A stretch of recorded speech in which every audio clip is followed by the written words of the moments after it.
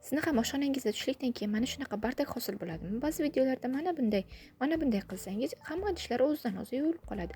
Lekin menda bunaqa bo'lmadi va men taqdirga tan berib barcha idishlarni o'zim yuvishni boshladim. Hammasini oldin gelli suvda yaxshilab yuvib chiqdim. Undan keyin esa toza suv bilan chayib chiqdim. Mana bu tovani qozon bilan oldindan eritib qo'ygan edim va uni ham yaxshilab yuvib oldim. Avval qozon bilan, keyin esa oddiygina chistol bilan yuvib tozalab chiqdim va ko'rib turganingiz natijasi.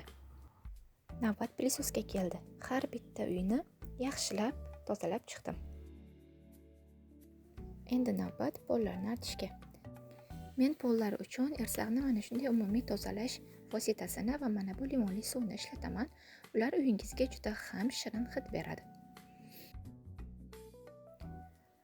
Oldin plintuslarni yaxshilab artib chiqdim. Undan so'ng esa butun uyni pollarni yaltiratib tozalab chiqdim.